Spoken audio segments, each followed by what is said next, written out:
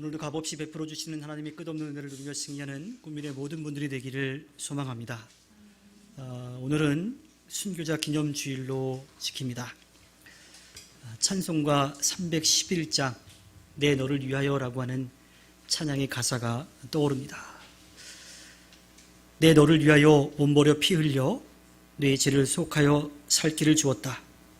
널 위해 몸을 주건만 너 무엇 주느냐. 아버지 보좌와 그 영광 떠나서 밤같은 세상에 만백성 구하여 내 몸을 희생했건만 너 무엇하느냐. 죄 중에 빠져서 영 죽을 인생을 구하여 주려고 나 피를 흘렸다. 내 죄를 대속했건만 너 무엇하려냐. 한없는 용서와 참사랑 가지고 세상에 내려와 값없이 주었다. 이것이 귀중하건만 너 무엇 주느냐. 주님은 우리를 위해서 모든 것을 다 주셨어요. 그리고 우리에게 무엇을 줄 수 있느냐? 내가 너에게 모든 것을 다 줬는데 너 무엇하고 있느냐라고 하는 주님의 이 질문에 우리는 무엇라고 답할 수 있을까요? 과연 우리는 무엇을 주님께 드릴 수 있을까요? 주님은 완벽하신 분인데, 부족한 것이 없는 분인데 과연 우리가 드릴 수 있는 게 있을까요? 또 우리가 드린다고 해서 만족해 하실 수 있을까요? 어쩌면 이런 생각을 가질지도 모르겠습니다. 하지만 우리가 분명히 주님께 드릴 수 있는 게 있습니다. 마이클 야코넬리라고 하는 사람이 하나님과 함께 놀다라고 하는 책에서 이러한 내용의 글을 남겼습니다. 평일에 계속 똑같은 패턴으로 일을 마치고 돌아온 아빠의 모습이 있습니다. 5시쯤 들어와서 가방을 놓고 찬장을 열어서 컵을 꺼내고 냉장고를 열어서 우유를 꺼내서 담고 또 비스킷 하나를 꺼내가지고 들고 소파에 앉아서 텔레비전을 보면서 비스킷과 우유를 먹는 그런 모습을 계속했다라고 하는 거예요. 그런데 계속 그러한 삶을 그러한 패턴으로 지내왔는데 3살짜리 아들이 아빠의 행동을 유심히 살펴보다가 어느 날 아빠가 문을 열고 딱 들어왔는데 앞에 서 있는 거예요. 씩 웃으면서. 그러더니 쫄래쫄래 가가지고 서랍을 열더니 밟고 올라가서 위에 있는 선반에 있는 컵을 꺼냅니다. 아빠가 볼 땐 굉장히 위험한 일이. 그리고 나서 또 냉장고를 열어서 우유를 꺼내요.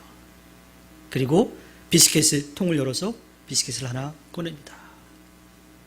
그리고 아빠에게 갖다 줬어요. 이 일이 진행되는 동안 선반에 있던 다른 컵들도 다 쓰러졌고요. 우유를 꺼냈는데 너무 무거워가지고 흔들거리다가 옆에다 쏟기도 하고요. 비스킷통도 쏟아가지고 다 바닥에 흩어져 버렸어요. 근데 아이는 해맑게 우유와 비스킷을 들고 아빠에게 오는 거지요. 평소 같았으면 어떨까요? 야, 조심해, 다쳐, 하지마. 그만 안 두면 혼낼 거야 라고 하는 그런 이야기가 나왔을지 몰라요. 그런데 아빠는 그 모습을 조심스럽게 보다가 아이에게 한마디 하는 거죠. 아들아, 고맙다. 위험한 상황이기도 했고 실수도 많았지만 그 아빠는 아들이 자기를 위해서 해준 그 마음을 기쁘게 받아준 겁니다. 주님도 우리에게 완전한 것을 원하시지 않습니다. 그렇다고요, 기대가 아예 없는 것도 아니에요. 우리를 사랑해 주시는 주님의 마음을 알아주기를, 또 주님을 사랑하기를 바라시는 거지요. 예수님께서 죽음을 이기시고 다시 살아나셔서 제자들과 함께 지내셨습니다. 성령이 그들에게 임했고요. 제자들은 열심을 내서 복음을 전하기 시작합니다. 그래서 그 제자들을 통해서 예루살렘에 믿음의 공동체가 세워지게 되지요. 사도행전 2장 40절과 41절에 보면요, 베드로는 이 말 밖에도 많은 말로 증언하고 비뚤어진 세대에서 구원을 받으라고 그들에게 권하였다.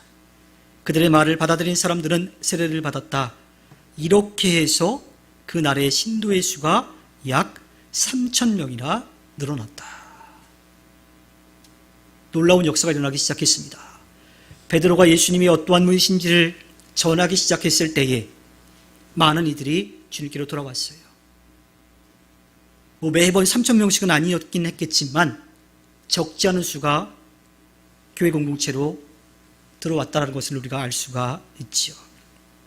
그런데 그렇게 복음을 듣고 모인 사람들이 많아질 때 문제가 발생을 합니다.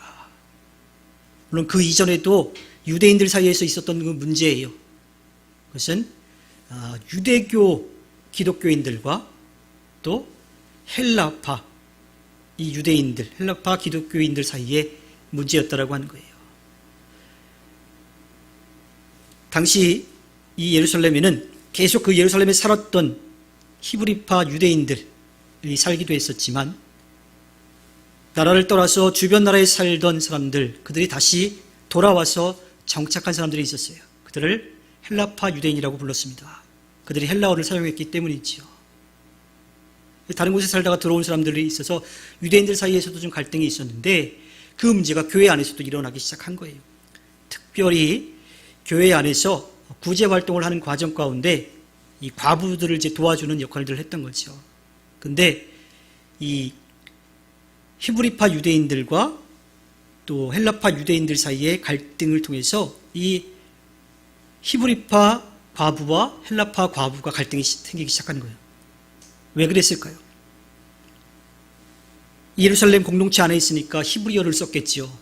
근데 히브리어에 익숙하지 않은 사람들은 히브리어로 이야기하는 것을 듣고 이해할 수 있을까요?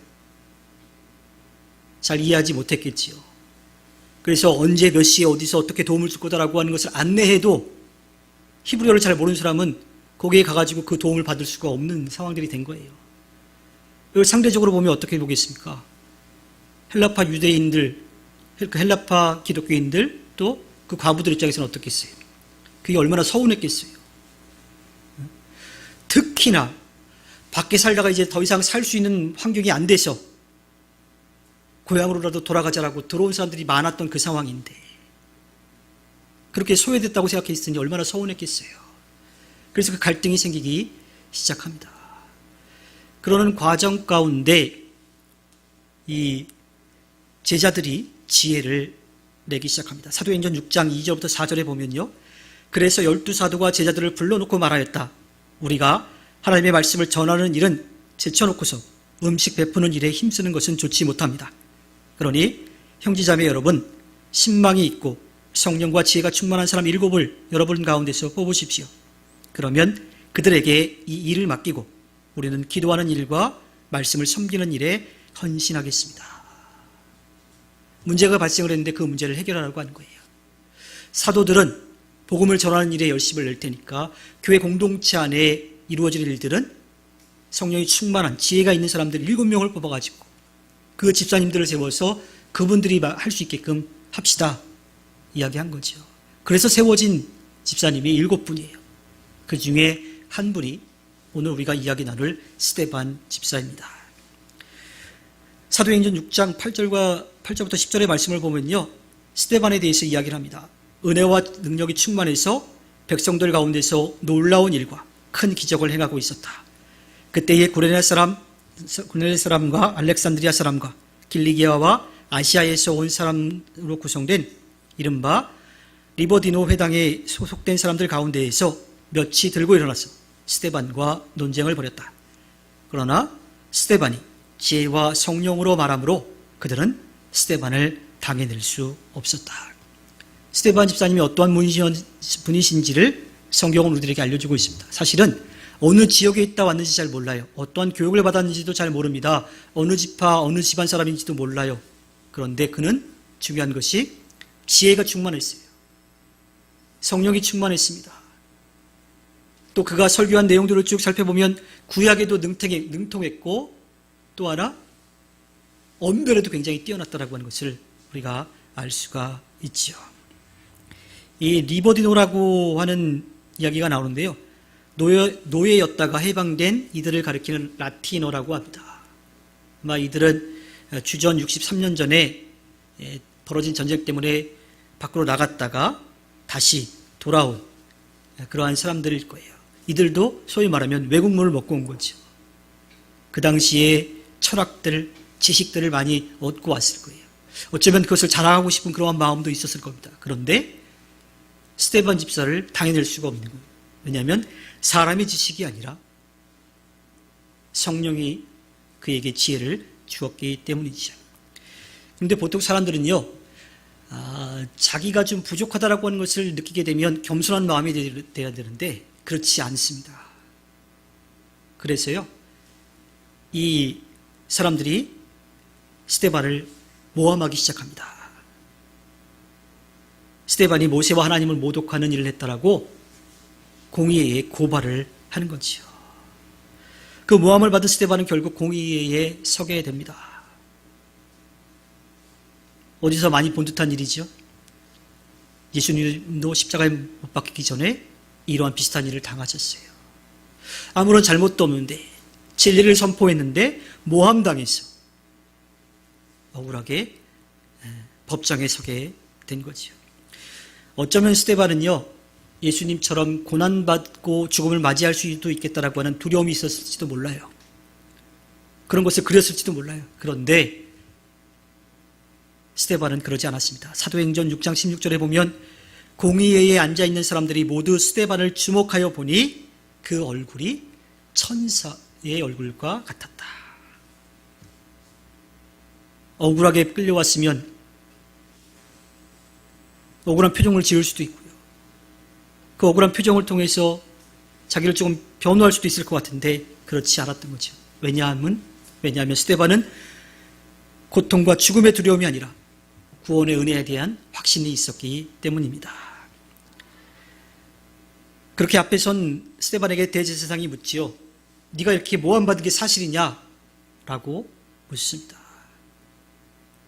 그러자 스데반은요, 자신이 믿고 고백한 것을 분명하게 선포합니다. 구약에 능통했다 그랬죠? 아브라함에서부터 예수 그리스도에 이르기까지 그 이스라엘 역사의 모든 것들, 다윗과 솔로몬의 왕조의 이야기, 그리고 예수 그리스도에 대한 이야기까지 쭉 이야기를 합니다. 대제사장과 거기 모여있는 사람들이 듣기에 분명히 신성모독을 하고 있어요. 스데반은 자신의 생명을 좌우할 수 있는 그 사람들 앞에서 담대하게 선포하는 거죠. 거기까지는 자기가 가지고 있는 믿음에 대한 고백이니까 그렇다 칠 수 있어요. 그런데 거기에 모여있는 사람들의 마음을 한 번 더 화나게 만드는 말을 이어서 합니다. 사도행전 7장 51절부터 53절에 보면 목이 곧고 마음과 귀에 할례를 받지 못한 사람들이요, 당신들은 언제나 성령을 거역하고 있습니다. 당신의 조상들이 한 그대로 당신들도 하고 있습니다. 당신들의 조상들이 박해하지 않은 예언자가 한 사람이라도 있었습니까? 그들은 의인이 올 것을 예언한 사람들을 죽였고 이제 당신들은 그 의인을 배반하고 죽였습니다. 당신들은 천사들이 전하여 준 율법을 받기만 하고 지키지는 않았습니다. 그들의 잘못을 꼬집는 거죠. 또 예수가 그리스도이심을 분명하게 선포하고 있습니다. 대제사장을 비롯한 공의회에 모여있는 모든 사람들은 너무 화가 났어요. 이를 바득바득 갈 정도가 되었습니다.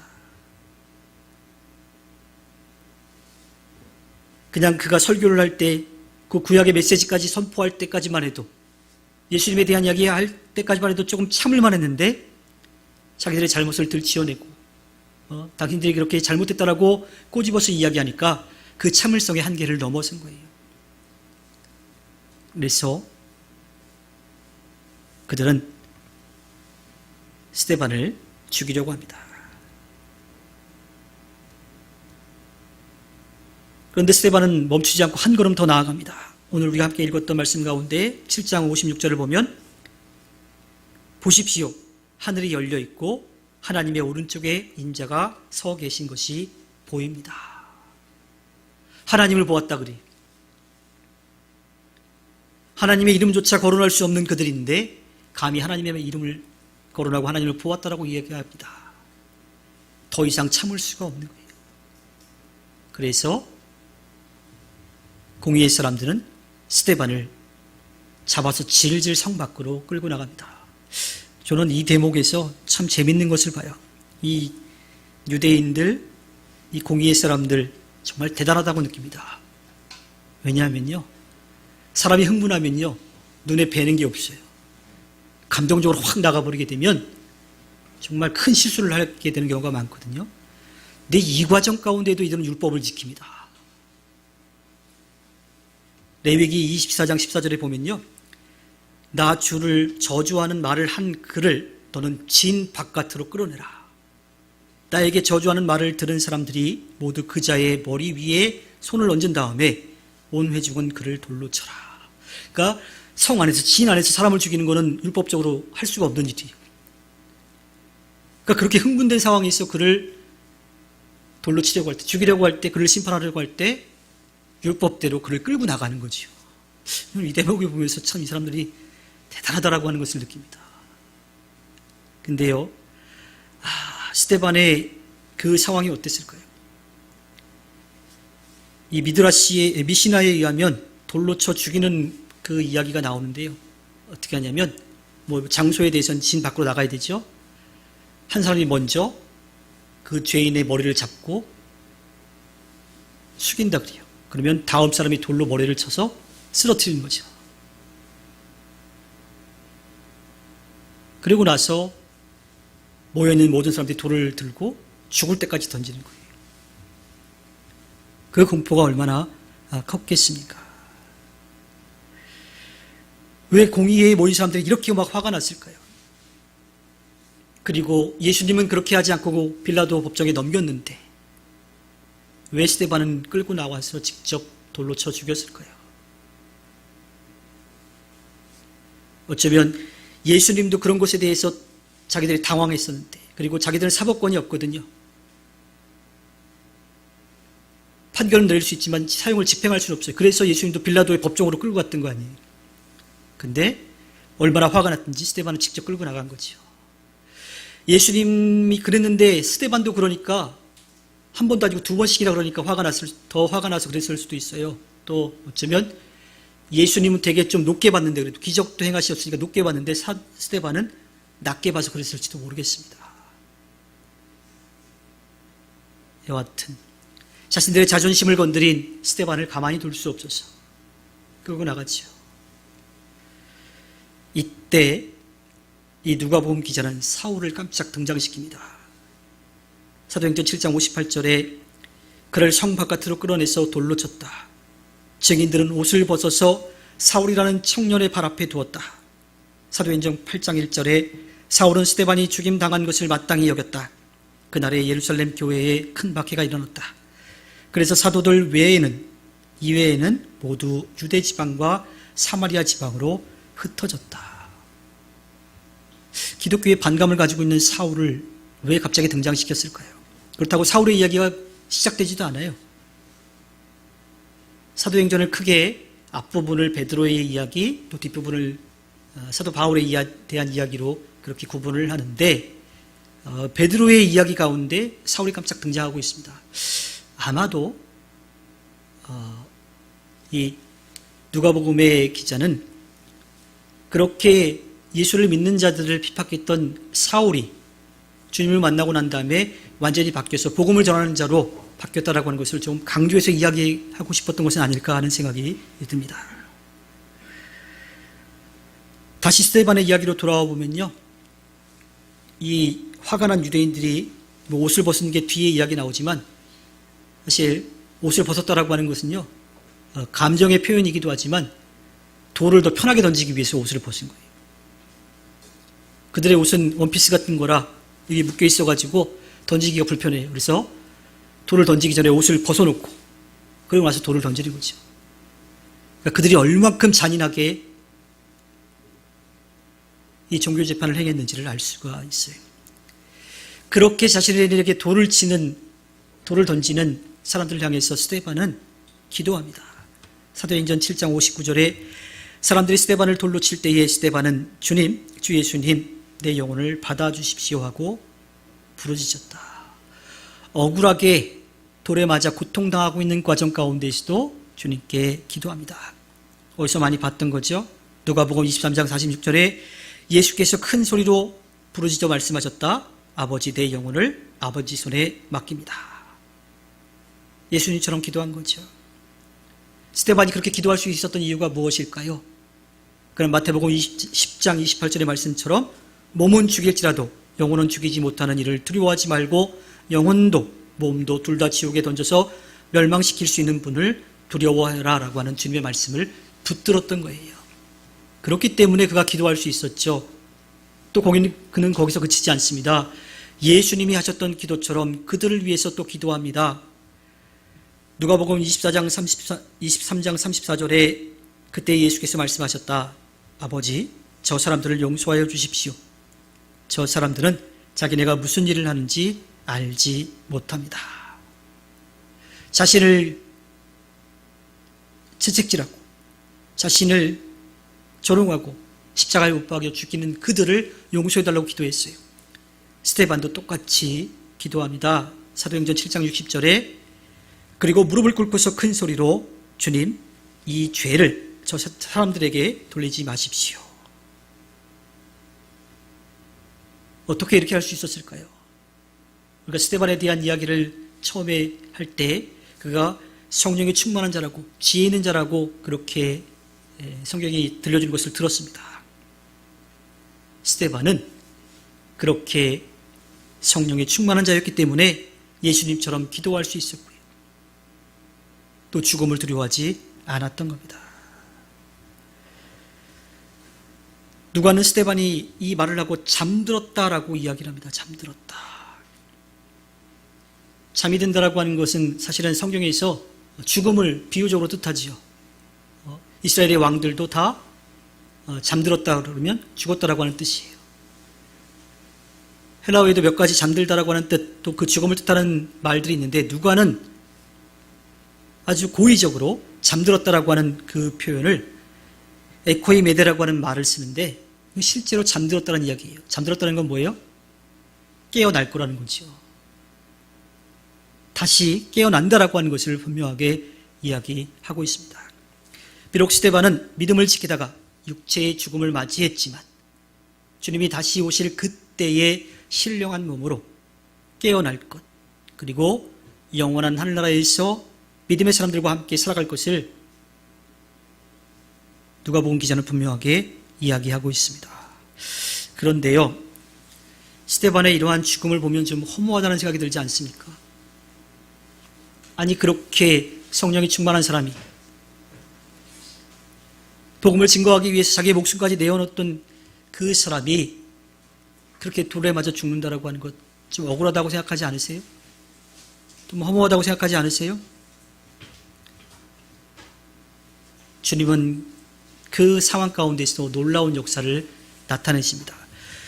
사도행전 8장 1절을 다시 보면요,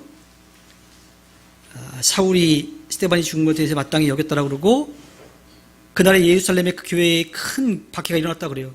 그래서 사도들 외에 모두 유대 지방과 사마리아 지역으로 흩어졌다라고 합니다. 박해 때문에 흩어졌어요. 그런데 놀라운 것은 8장 4절입니다.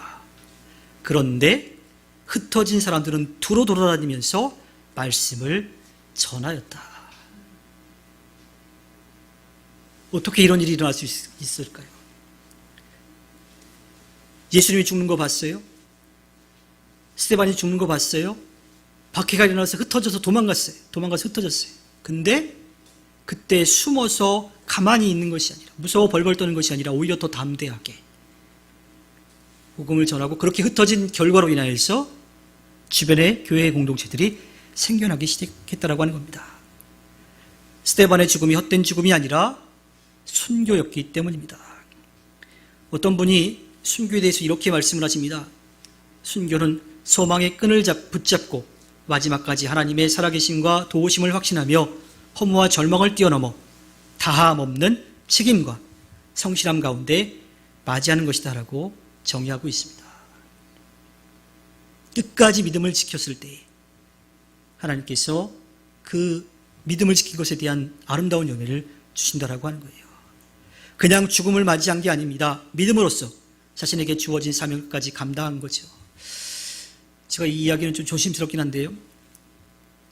보이지 않는 곳에서 혹은 아직 여전히 알려지지 않은 곳에서도 복음을 전하다가 순교를 당하는 분들도 계실지 모르겠어요. 근데요, 저는 조금 다르게 생각을 합니다. 만약에 순교라고 하는 이름으로 그곳에 가서 복음을 전하면 공개적으로 처형을 당한다라고 하는 것을 알고도 가서 복음을 전하는 게 맞을까요? 여러분들은 어떻게 생각하세요?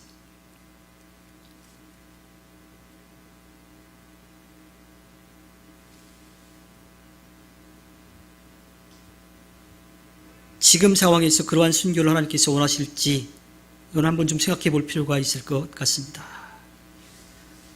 순교라고 하는 것은 이 땅을 살아가는 동안 얻을 수 있는 게 아니에요. 이 땅을 살아가고 난 다음에 주님을 위해 헌신하고 주님을 위해서 귀한 마음으로 섬기며 나아갔던 사람들, 그들이 자신의 목숨까지도 내어놓았을 때 얻게 되는 것이 바로 순교라고 하는 말입니다. 구원에 대한 확신을 가지고 사람과 세상을 두려워하는 것이 아니라 살아계신 하나님을 믿고 주어진 사명을 끝까지 감당한 그리스도인이 얻게 될 그 명예가 바로 순교라고 하는 거죠. 그런 고백 가운데 저는 공개적으로 복음을 전하는 일이 막혀 있는 곳, 또 그러면 죽음을 맞이할 수밖에 없다라고 하는 것이 드러나 있는 그곳에 가서도 난 순교하겠다라는 마음으로 가서 복음을 전하는 일이 과연 순교라고 할 수 있는지 한번 좀 생각해 볼 필요가 있을 것 같아요. 순교의 개념은 조금 바뀌어야 할 것 같습니다. 물론 스데반 집사님의 순교가 헛되다라고 또 방법이 잘못됐다라고 이야기하는 것은 아닙니다. 그 당시에는 그러한 순교가 필요했던 거지요. 그리고 주님은 그 일을 통해서 복음이 전해지는 역사를 이루어 주셨습니다. 지금은 순교의 개념을 좀 바꾸어야 할 거예요. 물론 정말 피를 흘리고 내 목숨을 내놓는 순교도 있을지 모르겠습니다. 하지만 지금은 내 것을 내려놓는 것,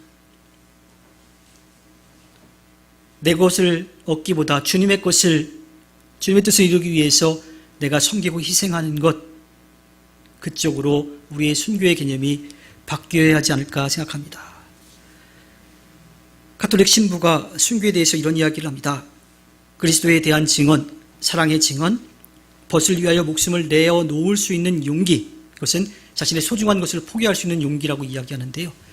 이것으로 새롭게 이해되어야 한다고 하는 겁니다. 순교를 피 흘림이라고 하는 극적인 관점에서 바라보는 것도 중요하지만 요한일서 4장 18절의 말씀에서 사랑에는 두려움이 없습니다. 완전한 사랑은 두려움을 내쫓습니다. 두려움은 징벌과 관련이 있습니다. 두려워하는 사람은 아직 사랑을 완성하지 못한 사람이다라고 하는 이 말씀의 고백처럼 지금 살아가고 있는 사람들, 그들에게 기꺼이 복음을 전하고 그들에게 주의 사랑을 나누는 것, 그러니까 내 것을 희생하는 것, 또 내 것을 내려놓는 것, 그것을 통해서 다른 사람을 돕는 것, 그것이 내려놓음과 비움이 지금 현재 우리의 순교의 모습은 아닌가라고 하는 이야기를 합니다.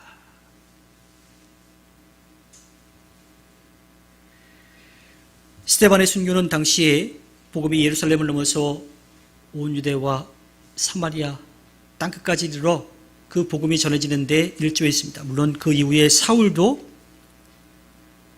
유대 땅을 넘어서 가는 그 일을 감당했던 거죠. 주님의 증인이 될 수 있는 길을 열어놓았던 겁니다. 스데반은 육체의 죽음으로 끝나지 않고 영원한 하늘나라에 대한 소망이 있었기 때문이에요. 주님이 다시 오실 때 신령한 몸으로 깨어날 준비를 하면서 이 땅에서 자신에게 주어진 삶을 열심을 다해서 살았던 사람인 겁니다. 그 스데반의 모습과 삶의 그 틀을 우리가 분명하게 기억해야 하고요. 지금 우리에게 주어져 있는 그리스도인으로서의 삶의 자리를 아름답게 지켜가는 것, 이것도 십자가의 길, 순교자의 삶을 사는 것이라고 생각합니다. 비록 스데반은 육체적으로 잠들었지만 다시 깨어날 것에 대한 기대와 소망이 있었기 때문에 담대하게 자기의 목숨이 끊어지는 그 순간까지도 그 믿음을 지켰던 거예요. 우리에게도 분명히 그 믿음이 있습니다. 지금은 목숨을 내놓을 만한 그런 일이 우리에게 닥쳐오지 않는다 하더라도 우리의 것을 내어놓아서 구원에 대한 확신을 가지고 담대하게 복음을 전하며 하나님 앞에 기쁨을 드리는 구민의 모든 분들이 되기를 주님의 이름으로 부탁드립니다.